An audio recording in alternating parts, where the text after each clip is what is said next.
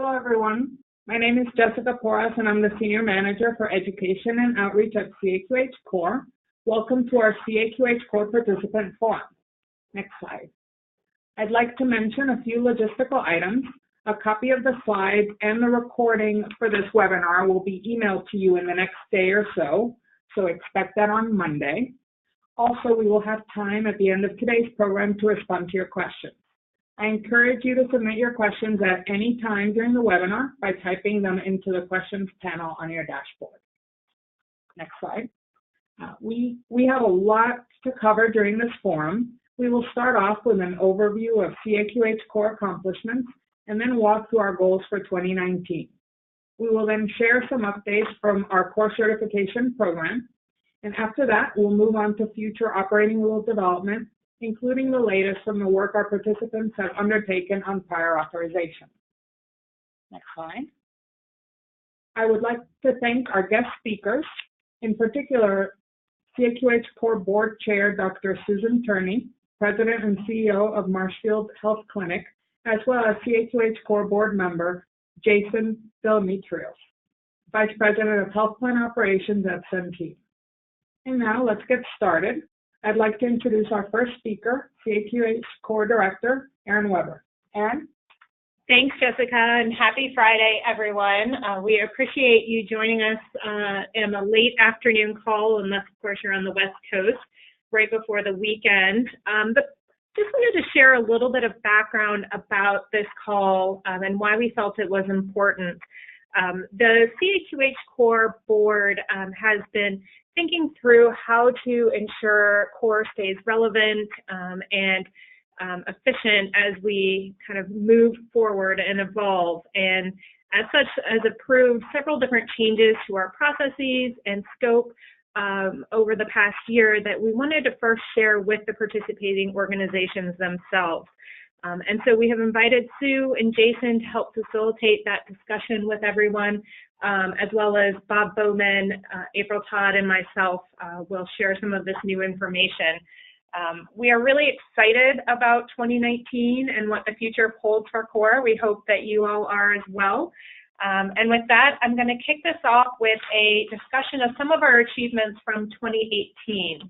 And the first thing I want to highlight is, this is our core overview slide that we use at the beginning of most presentations. I don't need to tell this group the mission and vision of CORE. The reason we included this slide was to highlight our new visual on our integrated model. We have updated this image, and really it demonstrates how we think about our processes and what CORE does. What is different about this integrated model compared to the older version is that it really highlights some of the changes that the board has been thinking about in terms of how we evolve CORE to continue to drive industry change. The parts of this that I'd like to highlight are in particular the develop, test, and iterate. You'll hear more about this today, but we really, in addition to convening the industry to address challenging problems, we've really been thinking about how we then develop those requirements to make sure they're really meaningful for the industry. We then deploy the requirements and drive adoption. That, of course, is our certification program, which you'll hear more about today as well. Finally, one of the areas that we're really focusing on moving forward is measuring impact and ROI, and we are committed to working with our explorations colleagues on trying to determine what the ROI is from the various potential requirements that could go into operating rules. On the next slide, I just quickly want to highlight who the CAQH Core board members are for those that may not be aware. This is also on our website. The board is composed of voting members, and these are organizations that would traditionally implement the rules. So providers, plans, and vendors. There's equal parts providers and plans so that nothing can move forward unless those two stakeholder groups agree. We then have our non-voting members, which represent the various government entities, federal and state government, as well as non-voting advisors from some key organizations that relate to the work that we are doing. The board meets on a quarterly basis and guides much of the work that our organization does. quick overview of kind of where CAQH Core is today. We have more than 130 participating organizations, you all, who come together to develop the operating rules, deploy, measure ROI, all the things that you saw highlighted in that integrated model. To date, we have developed together 4 phases of operating rules, and actually we're very close to rolling out our 5th phase for prior authorization. 3 of those phases of rules have been federally mandated. And then we have awarded, this says 350, but as of about an hour ago, we have awarded 353 core certifications. So I'll just say congratulations to Security Health Plan, who achieved their phase 1 and 2 certifications formally today. Our next slide highlights very quickly kind of what transactions are addressed in each phase of the operating rules. You can see the 4 established phases. Phase 5, which is the phase that we are really focused on right now developing, is focused on prior authorization. And then we envision phase 6, our next stage, to be focused on attachments. At the bottom, we have some data on the cost savings from moving from manual to electronic for each of these transactions highlighted from the CAQH index, which helps think through some of the impact of using these transactions. On slide 10, this is really just a snapshot of some of the accomplishments we had in 2018, certainly not all of them, but I did want to share a few things with you all. We gained 7 new core participating organizations in 2018. Additionally, we have already gained 1 organization this year, NEHAN, and have several more in the pipeline that we expect to join in the next month or so.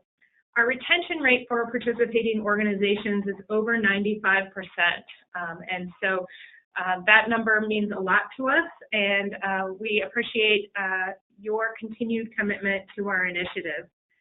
We awarded 43 core seals last year, both certification and endorsements of the core operating rules.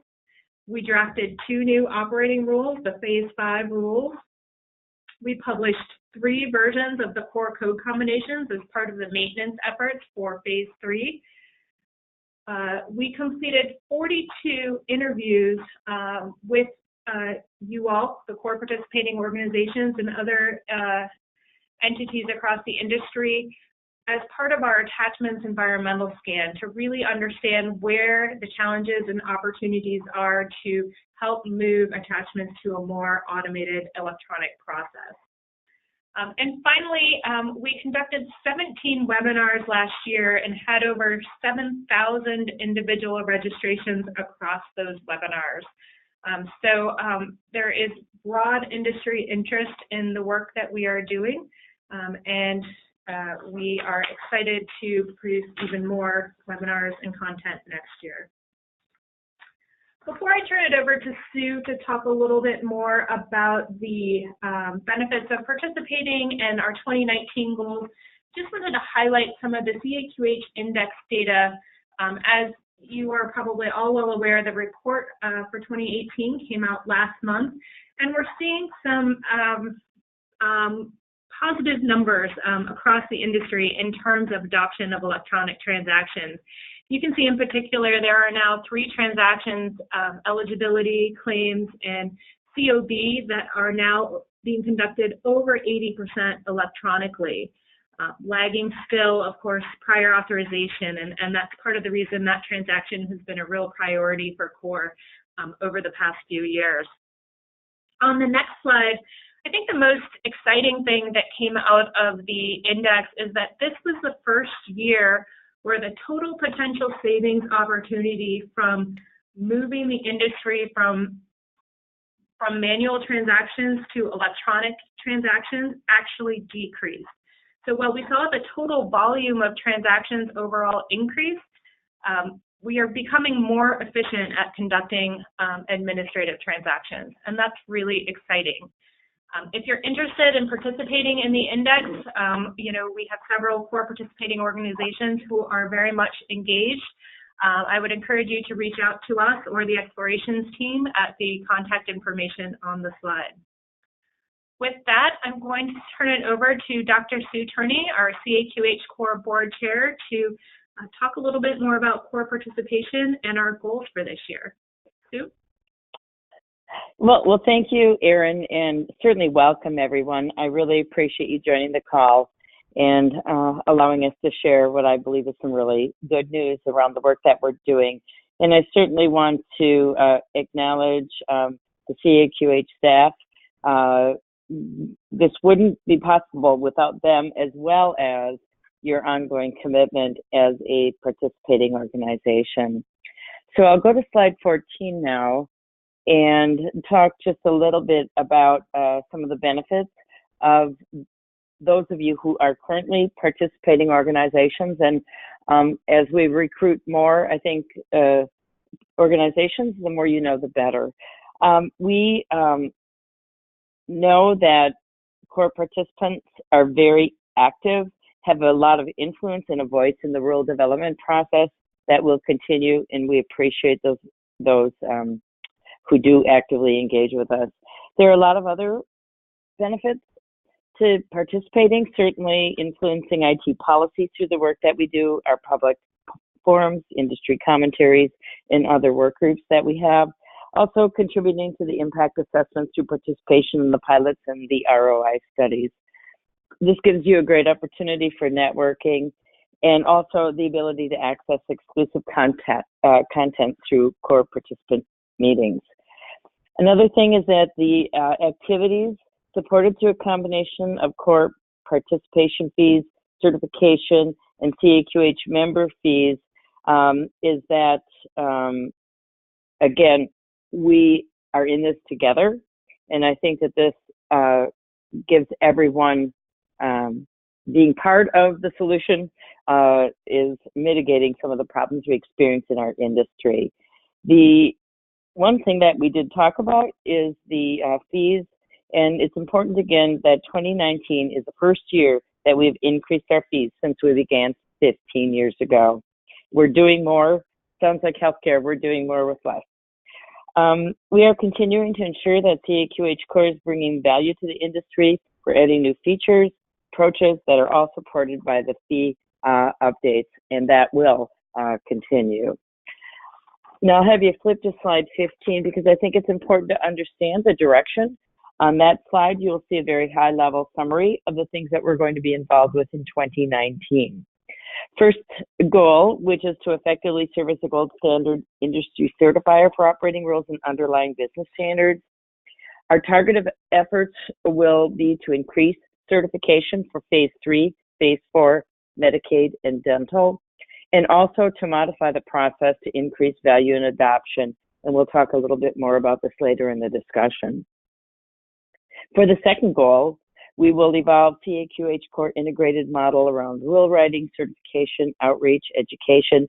This is to really drive future multi-stakeholder value. One thing we know is that we need to increase the pace of rule development through adoption of lean, agile methodologies and pilots, and we want to explain how some of that can happen. And improving value through a return on investment messaging, ROI messaging across our work products. And for the last goal, there are several things that I'd like to highlight. Prior authorization. With your support, we're finalizing the phase 5 rules, and we'll start the new efforts to continue to address this very challenging topic, and we'll hear more from April about this.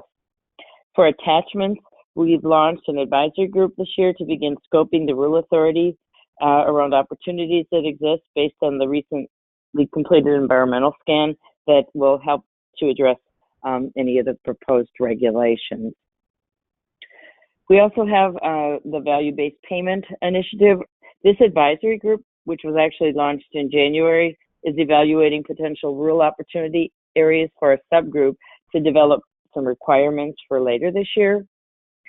We also have the acknowledgements. Should a proposed regulation mandate occur, operating rule requirements for the acknowledgements, we're going to be ready to support the industry outreach and education, which is important. And then lastly, rule enhancements.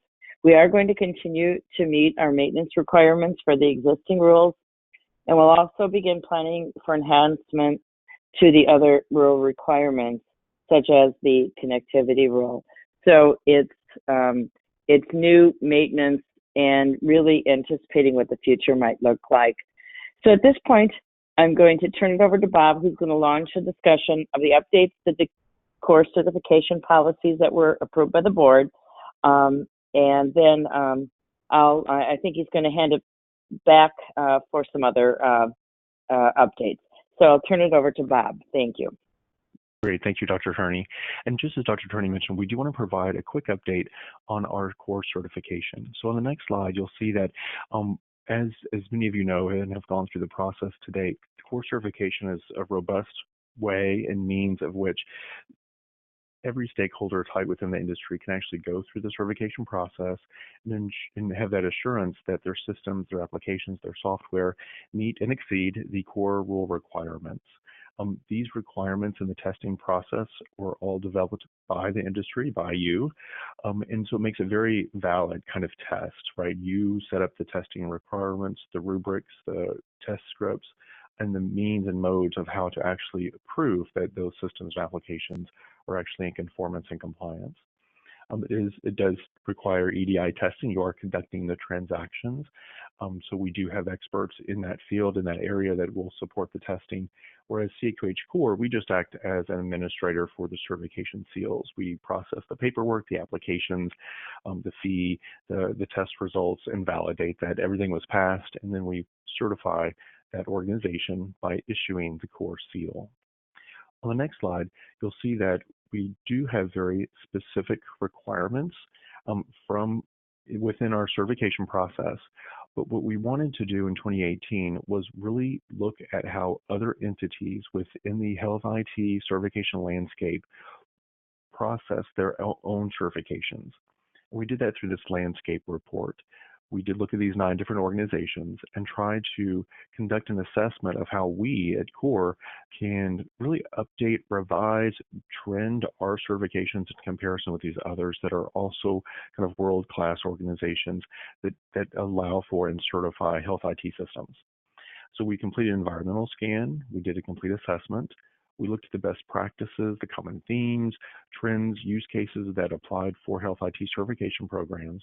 And from that, we developed a number of recommendations and proposals for our certification program to consider as potential enhancements. And with that, I'll hand the call back over to Dr. Turney to really look at how we're going to be modifying our direction for certification in 2019 and beyond. So Dr. Turney? Yeah, thanks, Bob. I appreciate it. And the 2019 certification direction, I think, is very exciting. And Bob gave you just a highlight, but out of the health IT landscape study came these 3 proposed adjustments to the certification program. And it's important to note that these were all approved by the core board. These updates really involve strategic changes to overall policies, design, and structure of the existing core certification program. So the application for these updates will align the core certification program with industry best standards, and will also provide additional revenue sources and add value to the core seal, which I think is very important. You know, there are a couple of things I'd like to mention. I think it's important to share some examples of why these changes are needed, because you might ask the question, why? Well, I would ask the same question. So from a recertification perspective as a provider, it's important to know that trading partner systems are consistently updating their systems and aligning with current best practice. From bundling, pricing, any incentives to encourage entities to pursue more than one phase of rules simultaneously will truly support industry progress. And then when you look at the updated base pricing, this will provide additional revenue sources for CAQH Core that will continue to allow us to align with other industry certification programs. So we will go into a little bit more detail around this, and I would ask that we go to the next slide. I would have to say that recertification to launch in 2020 is probably the most impactful policy change. And I'm going to illustrate the main points for you. With evolving technology, mergers, acquisitions, and system upgrades, there really is a need to assess ongoing conformance with the operating rules so that we can truly maintain program integrity. It allows us also ongoing conformance should existing rule requirements be updated over time so that we can really continue to meet the market needs. And also, almost all certification accreditation programs have recertification policies in place. This does require organizations to renew their certification, and we believe something that occurs every 2 to 3 years is not too burdensome and really puts us at being top of class. Also, the current core certification model right now reflects a snapshot in time towards adherence to operating rules, in that policies require organizations to notify CAQH core in the event a product is updated or IT systems are upgraded. So the current enforcement process right now is complaint driven, and we're making a shift, and I think that's important. And lastly, I'll just mention that I already stated that most certification accreditation bodies look every 2 to 3 years for updates. We are looking to adopt policies and requirements that our recertification occurs every 3 years in a way to ensure that really the value of that core seal holds true over time.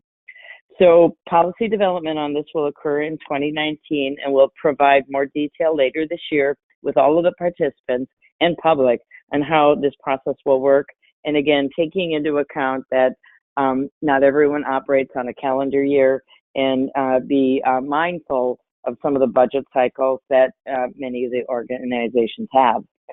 We will then we will formally launch the recertification program in 2020, so that any updates to the CAQH core operating rules will be incorporated within that recertification process. It's helpful to make it easy, at least as easy as we can. So at this point, I'll turn it back to Bob to talk about new core certification pricing. Great, thank you, Dr. Turney. And just as Dr. Turney mentioned, we do have with this, we're trying to make this a very thoughtful process and rollout. So we've made some updates already to our certification seal fees through this process. And we, again, as you mentioned, we do want to align with the industry trends. We have increased initial costs for certifications for all the stakeholder types.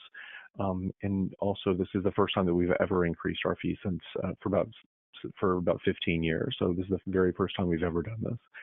But we've also included that for those entities that go through and bundle their certifications. So let's say, for example, you're a health plan, you're certifying for phases 1, 2, and 3 together, or just phases 3 and 4 together.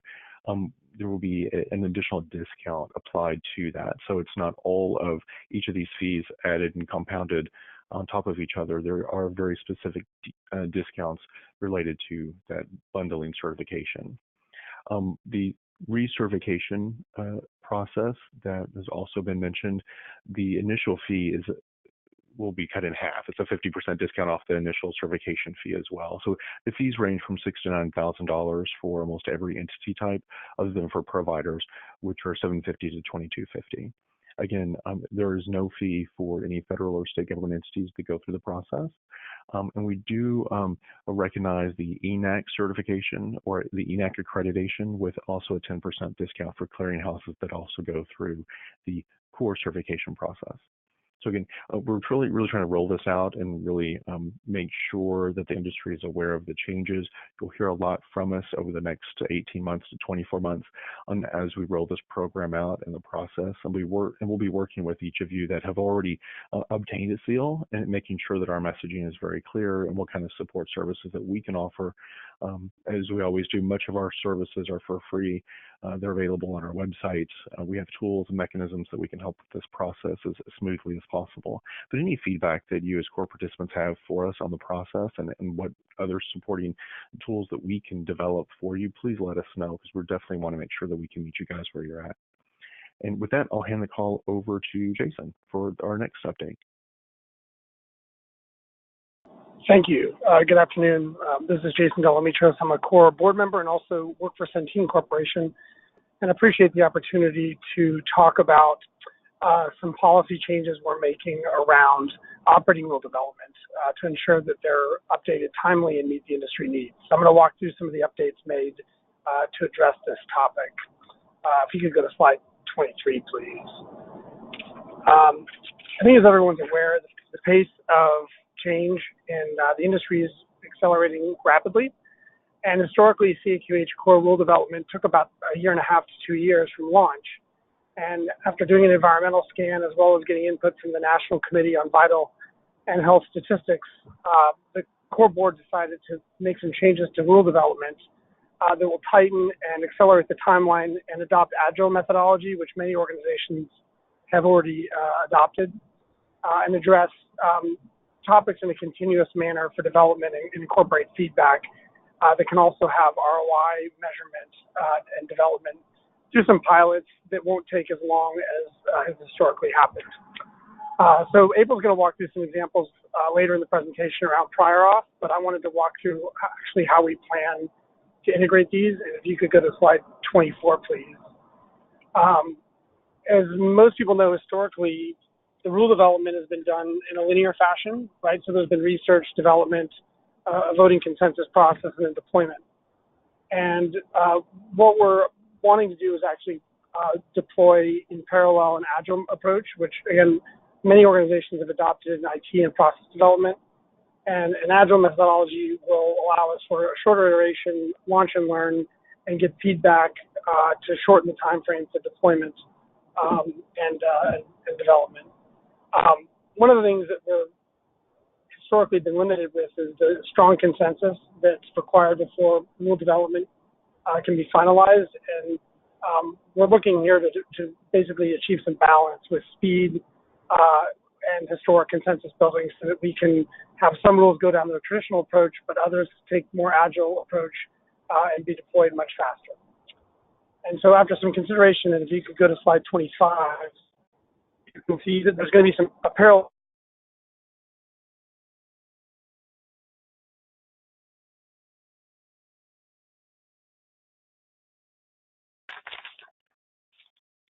Hi, this is Erin. Jason, if you are out there, we can no longer hear you.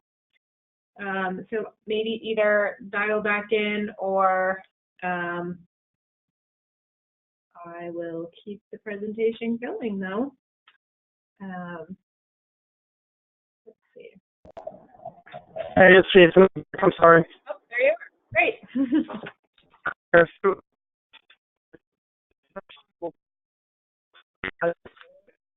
Jason, you're breaking up again.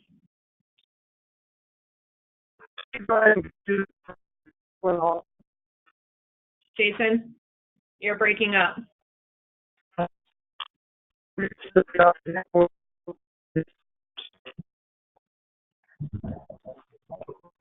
Unfortunately, Jason, we can't hear you. So this is Erin. I'll just jump in on slide 25. You know, Jason was saying, you know, the board determined that parts of the rule development process where the requirements are being researched really offered the greatest opportunity to condense timelines with the new approaches he outlined. So the board really envisions two parallel tracks for rule opportunity development, the traditional approach and then a more agile approach. At the top of this slide, there's an illustration of our traditional approach, which will no doubt still be the best method for some topics. Using this process, an environmental scan is conducted by the core team, and a formal advisory group vets the findings to agree on operating rule opportunity areas. Subgroups then develop the consensus-based requirements, and then at this point is when the formal core voting process would launch. We're also refining our traditional approach to ensure groups are functioning efficiently, and April's going to give some examples of this in a second. The second kind of track at the bottom slide highlights how a more rapid and flexible approach early in the requirements development process can increase the pace of rule development. So in this scenario, an agile approach is used to support pilots and early ROI assessment of more contentious topics where consensus may be harder. But with a solid business case coming out of this approach, any potential requirements can move directly to the core work groups and through the formal core voting process. So the formal core voting process, which is outlined in the governing procedures, will remain unchanged under both kind of tracks, and that will occur over a 3 to 6 month period that is initiated after the rules are drafted. So I'm going to turn the call over to April to provide an update on the current Phase 5 prior authorization rule development efforts and talk about how future opportunity areas will be addressed using these new approaches. April will walk through the prior authorization slides, and then we'll do a quick polling question. And then Jason, if you're still on, we would love to have you for the next steps in the Q&A, so we'll just check back with you when we get to that point. So I'll turn it over to April. Great, thanks, Erin. And good afternoon, everyone. So as Erin mentioned, we wanted to do two things in this part of the call. One is to give you just an update on where we are with prior authorization, and also use this opportunity to showcase some examples of how we are planning to use some of our new processes around operating rules related to the prior authorization space. So what you'll see on this next slide is, I think, prior authorization has been a topic that has garnered a lot of interest in the industry in a variety of different places. It has been of interest to a variety of congressional committees. It has been of interest to multiple stakeholders within the industry that have been releasing coalition statements and calls to action across the industry. It has also been the topic of some recent draft rules that have been released from ONC. And so there's a lot of work that has been being done in the industry to try to make progress on this issue. And in particular, this is one that CORE has been also working on for a while as well, and have had more than 100 organizations working on this issue on our operating rules, including many of the individuals that are on this call. So I wanted to talk a little bit about where we have been, where we are, and where we're going related to prior authorization. So related to rules that already exist, so within the Phase 4 operating rules, there are some foundational things within there related to connectivity and response time that already apply to prior authorization. So for example, there is a requirement within Phase 4 that when a prior authorization is requested, an initial response be returned within 72 hours. And that can be any type of response, from appended response to more detailed information. But there is a requirement that some response has to come back from the plan to the provider within a certain time frame. So those are rules that are already in place. The Phase 5 operating rules really go beyond what was in and build on what was in Phase 4 in creating some more consistency around the request of information and the type of information that would be transmitted between providers and plans. So I'll talk a little bit more about that in a bit, because those Phase 5 rules are coming very close to our all participant vote for CORE, so I'll talk about that in a minute. And then in terms of where we're going related to prior authorization, there are a couple of areas that we will continue to work on prior authorization into this coming year. One is related to an update to the Phase 4 operating rules related to a time frame for a response. And we are starting to work on an issue related to final determination of a prior authorization once a plan has received all of the necessary information from a provider. We are working on that issue, and I'll talk a bit more later about how that process will occur. And then secondarily, we are in the initial efforts of working on some pilot testing of an additional rules related to determining, helping a provider determine whether a prior authorization is needed. And so those two topics we'll talk about, I'll talk about in a few minutes related to how we're using our new processes this year to address those. So in terms of, on the next slide, in terms of the rules that are already in place and those that are in development, they flow along kind of three different parts of the prior authorization process. So if you think about the workflow at a high level of the workflow for how prior authorization works, you have the first part, or what we call Part A, which is really whether a provider determines if a prior authorization is needed or not, and the type of information that may be needed related to that.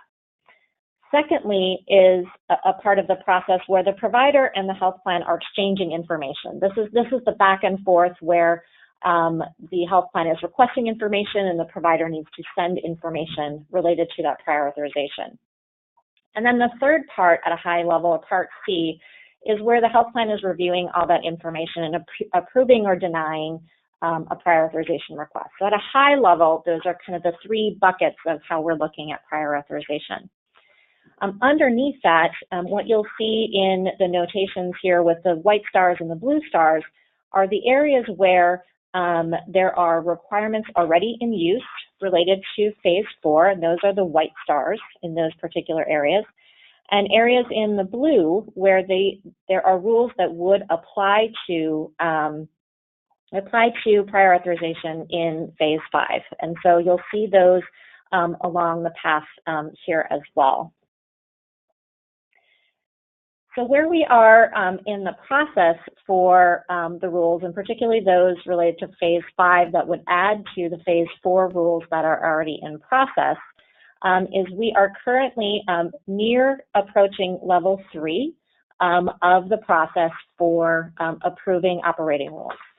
So what you will see in the next couple of weeks is there will be the all-core vote for Phase 5 for prior authorization will be going out to our participants.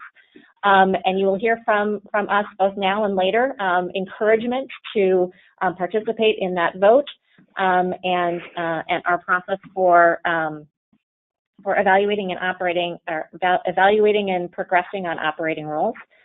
Once that proceeds through the participant vote, it will go to the CAQH core board for approval of those Phase 5 rules. So all participating organizations that are in good standing with CORE will be invited to participate in that all-core vote for the Phase 5 operating rules.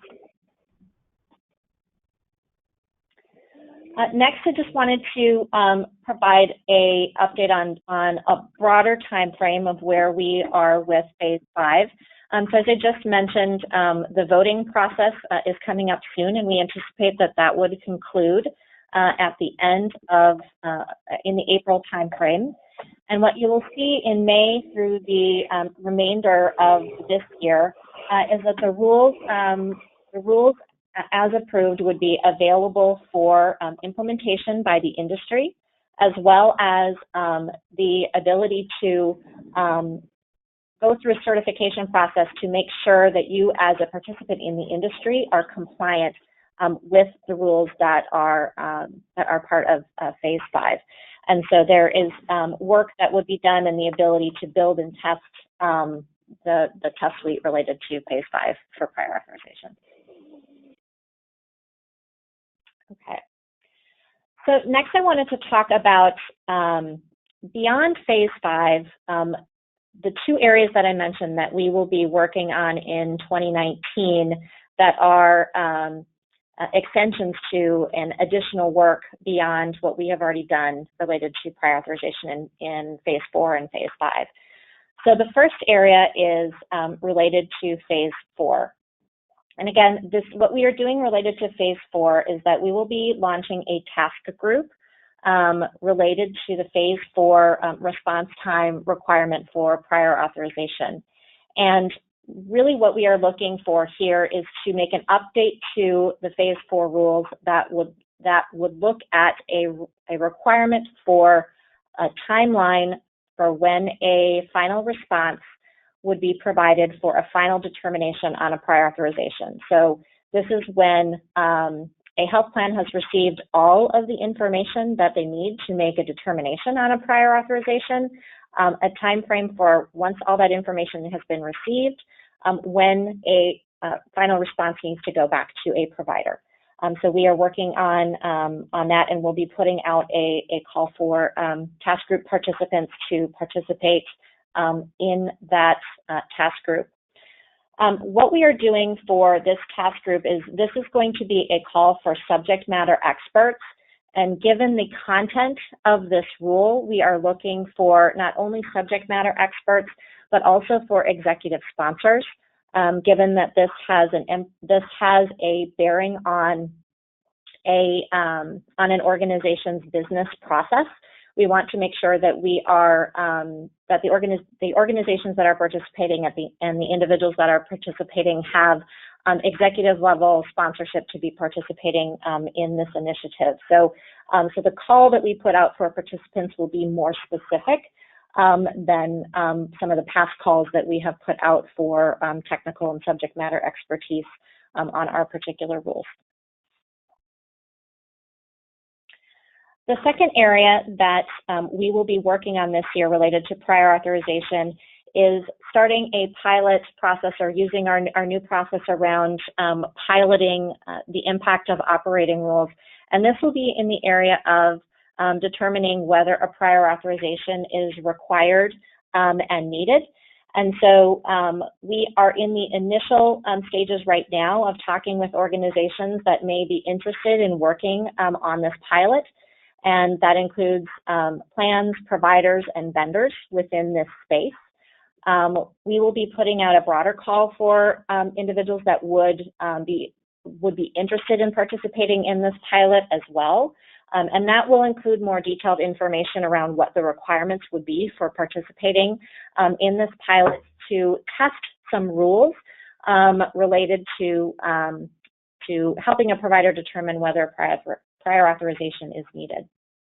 And in general, to participate in this pilot, really what we are looking for from our participants is help in scoping and developing the requirements that would be tested, identifying some measures of success, providing pre and post information related to those measures, and implementing those measures during a limited time frame. We are not looking for these pilots to be multiple months or multiple years. We're looking for this as a short-term window as a way to test the impact and potential ROI of those operating rules.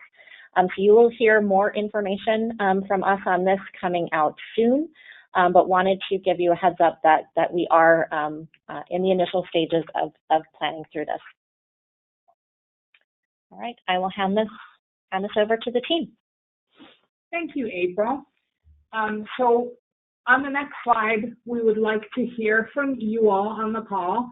You know, as you just heard from April, we were working on piloting some potential prior authorization requirements, and we're wondering whether your organizations would be interested in participating in this effort with us, or if you're not sure, if you'd like to hear more. So I'm curious to see what people have to say. And, you know, this isn't a poll that we'll share, but we'll probably do some follow-up after the call with those of you who answered yes or need more information. In the meantime, I'd also like to mention that in the week of March 18th, we're probably going to do a webinar that's going to drill down on the requirements for phase 5. So stay tuned for a promo on that shortly. So now I'm going to turn it back to Jason, who has hopefully rejoined the call to take us through next steps. Yeah, I'm back, and I really apologize for the technical issue. Yeah, so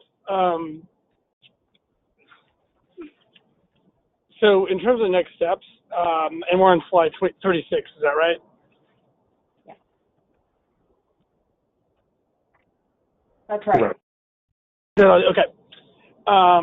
We're going to be preparing for the CAQA core vote for the Phase 5 operating rules, which will launch March 12th.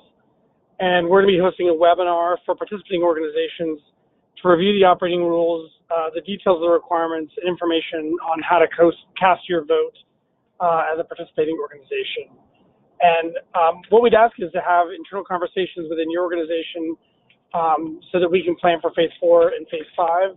And reach out, of course, to CAQH Core if you're interested in getting involved. You know, from my perspective, and as a relatively new CAQH Core member, to me, this seems like the type of thing that you definitely want to be, you know, early in the queue, right? We know that the industry is changing rapidly. Vendors, downstream partners, and other, you know, key providers are going to be making changes along these lines. And so, you know, I don't think it's the type of thing that you want to be caught flat-footed in your organization, which is why we're encouraging everyone to be proactive in having the internal conversations within your organization. And of course, if you have any questions, please reach out to CAQH Core and so you can get exposure to the early stage development of the rules. And that was all I had, and again, apologize for my cellular connectivity issues earlier. Well, thank you, Jason. We really appreciate hearing from you, and we're really glad you were able to reconnect. And, you know, it's nice to hear from an implementing organization, though, perspective on this and getting in on it on the early side. So thank you very much. And so we're going to take another moment to hear from our audience, our participating on our organizations.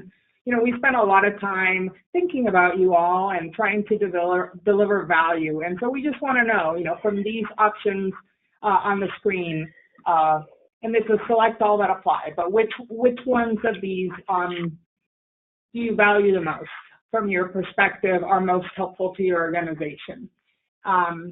So again, this is more information for us so that we know, you know, what to focus on, what to maybe spend a little bit more resources on, but we definitely want to hear from you what part of the work that we provide is most helpful to you. So let's just give this a few more seconds, and then while we're pausing here, I'd also want to remind you we're going to go into our Q&A portion next, and so if you have questions, please go ahead and add them to the comment section. So I think we can go ahead and close the poll. We won't share the results, and now I'm going to send it back to Erin for the Q&A portion of the webinar. Great, thank you, Jessica. Please do, if you have questions, you can submit them using the GoToWebinar tool, and we can filter them as they come through. The first question I have for Jason, and I think, Jason, this would be an interesting perspective for you to share with the group. As a Phase 1 through 3 certified health plan at Centene, and as a board member who supported recertification, can you talk a little bit about your thoughts on recertification and why it's important for CORE to move in this direction?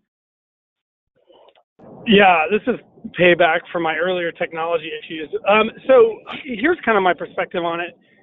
You know, the reality is the industry is changing rapidly. Obviously, CAQH and CORE are trying to get out in front of rule development. And I think it's just not the type of thing you want to be a lagging indicator on, right? You don't want to be entering a relationship or miss out on an opportunity that can't be achieved because the certification process, you haven't gone through the maturity of the certification process.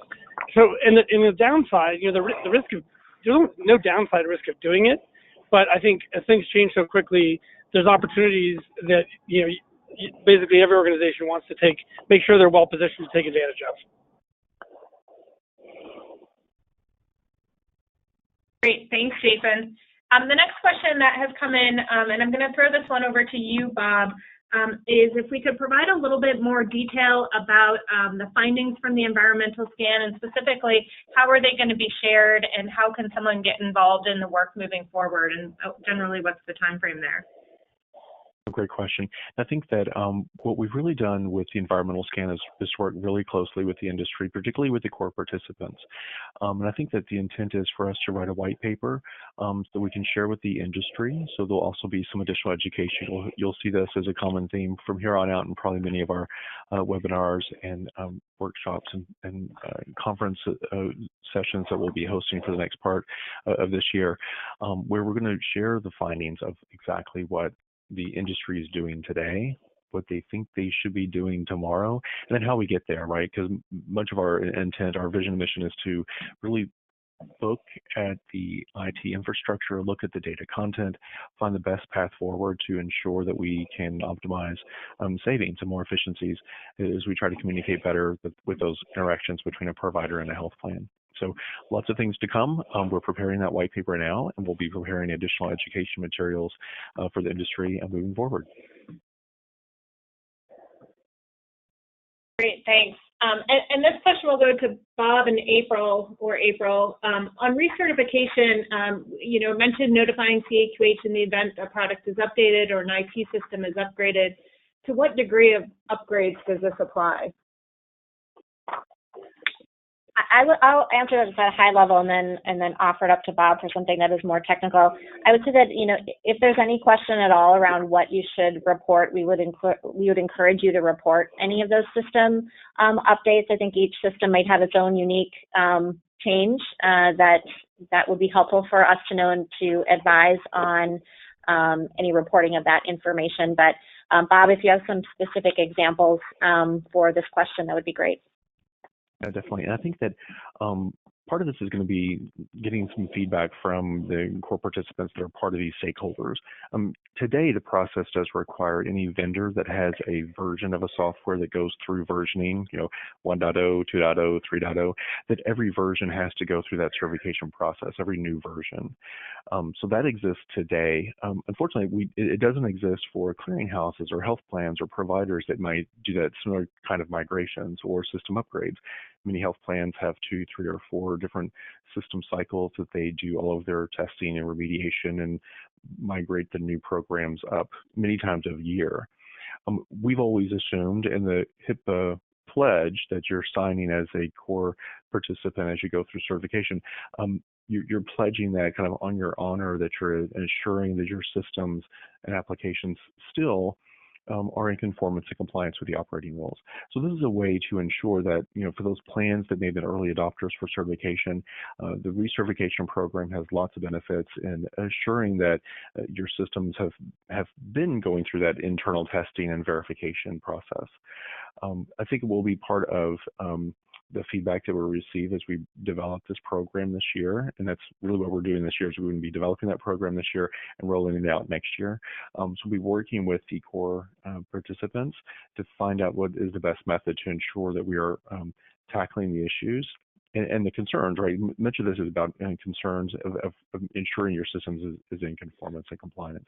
So I think that'll be a great way as we move forward to understand some of the limitations that health plans or systems have, vendors have, and how they upgrade their systems, how often they do that, how they version that, if they version it. Maybe it's just cloud-based and you just migrate the change every week, right? There's a lot of different ways that this is done today. So we want to make sure that we tackle that kind of process and that knowledge as we move forward. Great, thanks, Bob. The next question's for Sue.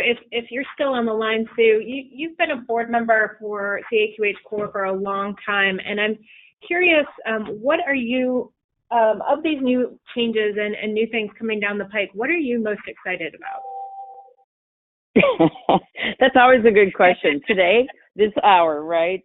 Right. I think, well, first of all, I'm glad that we are a large health system and we have a provider-based plan, and I'm really excited that Security Health Plan is a new member, a new participant, and that has been a process we've been engaged in for a little over a year. And to me, being on CAQH Core and having our health plan see the value, to me is very important. And as we look forward, I think a couple things about CAQH Core that we've talked about already, but make me excited, is that we're looking to be more lean and agile.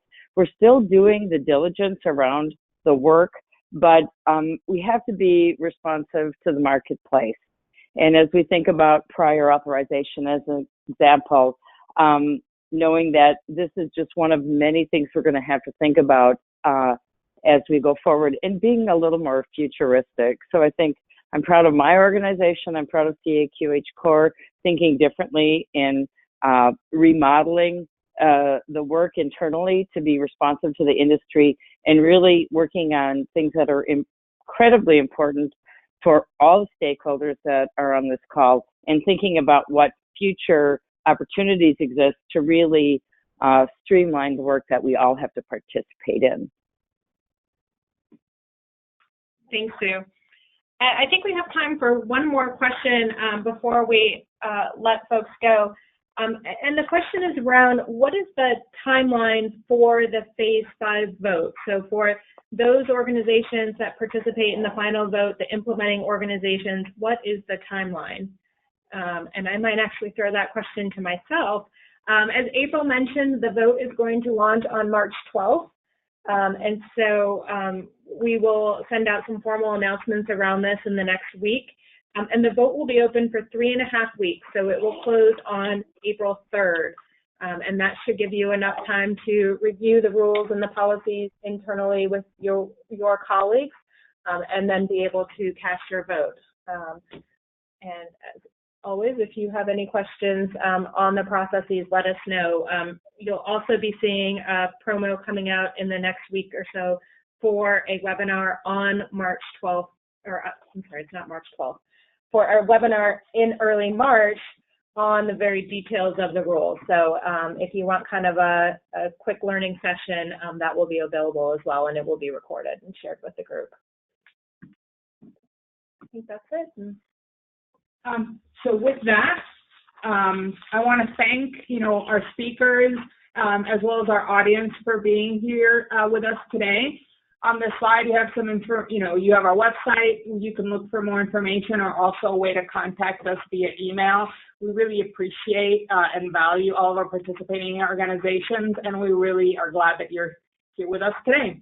Have a great afternoon. Bye-bye.